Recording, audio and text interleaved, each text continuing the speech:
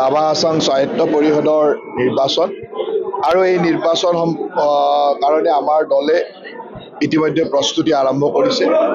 আমি ৰাভা আসাম স্বায়ত্ত শাসিত পৰিষদৰ নিৰ্বাচনত আমাৰ মিত্ৰতাৰে নিৰ্বাচন খেলাৰ সিদ্ধান্ত লোৱা হৈছে আৰু আমি ভাৰতীয় জনতা পাৰ্টিয়ে কামৰূপ জিলাৰ তিনিটা সমষ্টিত আৰু গোৱালপাৰা জিলাৰ তিনিটা সমষ্টিত মুঠ ৬টা সমষ্টিত আমি নিৰ্বাচন খেলিম আৰু ৰাভা আসাম যৌথ সংগ্ৰাম মঞ্চই ২৯টা সমষ্টিত নিৰ্বাচন খেলিব আৰু অসম গণ পৰিষদ দলে এটা সমষ্টিত নিৰ্বাচন খেলিব।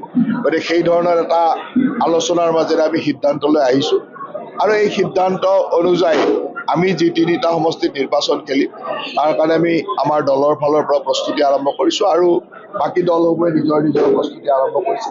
আজি আমাৰ যিসকল প্ৰাৰ্থিত্ব প্ৰয়াসী আছে তেওঁলোকেও নিজৰ আবেদন আমি নলওঁ, তথাপিতো তেওঁলোকৰ মনৰ আগ্ৰহটো আমাৰ নেতৃত্বৰ ওচৰত জনাইছে আৰু আমাৰ দলীয় কাৰ্যকৰ্তাসকলক মাতি আনি আমাৰ দক্ষিণ কামৰূপ জিলাৰ যি বুথ আছে ২৩৭টা বুথ, যি বুথত ৰাভা আসাম স্বায়ত্তশাসিত পৰিষদৰ অঞ্চলটো পৰে, সেই সকলো বুথ সভাপতিৰ লগত আমি আলাপ আলোচনা কৰিলোঁ আৰু ইয়াত যদিও আমি দেখাত তিনিটা সমষ্টিত নিৰ্বাচন খেলিম জিলাখনৰ, আমি ১৬টাতে নিৰ্বাচন খেলিম। আমি ১৬টাৰ নিৰ্বাচনৰ কাৰণে আমি প্ৰস্তুতি কৰিছোঁ।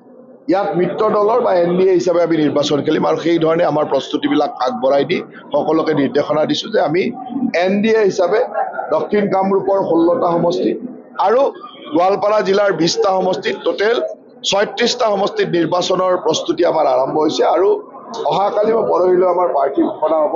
ইতিমধ্যে ৰাভা আসাম যৌথ সংগ্ৰাম সমিতিৰ প্ৰাৰ্থিত্ব তালিকা ঘোষণা হৈছে। তেখেতসকলে ২৯টা সমষ্টিত তেখেতসকলৰ প্ৰাৰ্থিত্ব ঘোষণা কৰিছে আৰু আমি কালি বা পৰহিলৈ ৰাতিপুৱালৈকে আমাৰ সমষ্টি কেইটাটো আমি ঘোষণা কৰিম আৰু অগপত হ'লেও সেই ধৰণে কৰি আমি সকলোৱে মিলি সুন্দৰভাৱে নিৰ্বাচন কৰিম। ৰাভা আসাম স্বায়ত্ত পৰিষদৰ নিৰ্বাচন আৰু এই নিৰ্বাচন কাৰণে আমাৰ দলে ইতিমধ্যে প্ৰস্তুতি আৰম্ভ কৰিছে।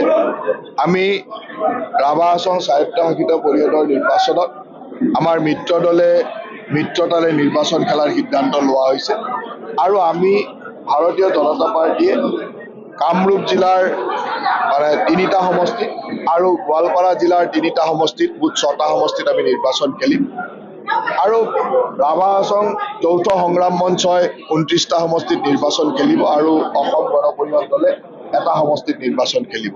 গতিকে সেই ধৰণৰ এটা আলোচনাৰ মাজেৰে আমি সিদ্ধান্তলৈ আহিছোঁ আৰু এই সিদ্ধান্ত অনুযায়ী আমি যি তিনিটা সমষ্টিত নিৰ্বাচন খেলিম তাৰ কাৰণে আমি আমাৰ দলৰ ফালৰ পৰা প্ৰস্তুতি আৰম্ভ কৰিছোঁ আৰু বাকী দলসমূহে নিজৰ প্ৰস্তুতি আৰম্ভ কৰিছে। আজি আমাৰ যিসকল প্ৰাৰ্থিত্ব প্ৰয়াসী আছে তেওঁলোকেও নিজৰ আবেদন আমি নলওঁ, তথাপিতো তেওঁলোকৰ মনৰ আগ্ৰহটো আমাৰ নেতৃত্বৰ ওচৰত জনাইছে আৰু আমাৰ দলীয় কাৰ্যকৰ্তাসকলক মাতি আনি আমাৰ দক্ষিণ কামৰূপ জিলাৰ যি বুথ আছে ২৩৭টা বুথ, যি বুথত ৰাভা আসাম স্বায়ত্তশাসিত পৰিষদৰ অঞ্চলটো পৰে, সেই সকলো বুথ সভাপতিৰ লগত আমি আলাপ আলোচনা কৰিলোঁ আৰু ইয়াত যদিও আমি দেখাত তিনিটা সমষ্টিত নিৰ্বাচন খেলিম জিলাখনৰ, আমি ১৬টাতে নিৰ্বাচন খেলিম। আমি ১৬টাৰ নিৰ্বাচনৰ কাৰণে আমি প্ৰস্তুতি কৰিছোঁ। ইয়াত মিত্ৰ দলৰ বা NDA হিচাপে আমি নিৰ্বাচন খেলিম আৰু সেই ধৰণে আমাৰ প্ৰস্তুতিবিলাক আগবঢ়াই দি সকলোকে নিৰ্দেশনা দিছোঁ যে আমি NDA হিচাপে দক্ষিণ কামৰূপৰ ১৬টা সমষ্টি আৰু গোৱালপাৰা জিলাৰ ২০টা সমষ্টিত টোটেল ৩৬টা সমষ্টিত নিৰ্বাচনৰ প্ৰস্তুতি আমাৰ আৰম্ভ হৈছে আৰু অহাকালি বা পৰহিলৈ আমাৰ প্ৰাৰ্থী ঘোষণা হ'ব। ইতিমধ্যে ৰাভা আসাম যৌথ সংগ্ৰাম সমিতিৰ প্ৰাৰ্থিত্ব তালিকা ঘোষণা হৈছে। তেখেতসকলে ২৯টা সমষ্টিত তেখেতসকলৰ প্ৰাৰ্থিত্ব ঘোষণা কৰিছে আৰু আমি কালি বা পৰহিলৈ ৰাতিপুৱালৈকে আমাৰ সমষ্টি কেইটাটো আমি ঘোষণা কৰিম আৰু অগপত হ'লেও সেই ধৰণে কৰি আমি সকলোৱে মিলি সুন্দৰভাৱে নিৰ্বাচন কৰিম। যিকোনো খবৰৰ বাবে যোগাযোগ কৰক 7099017330 লগতে 7099017110 নম্বৰত।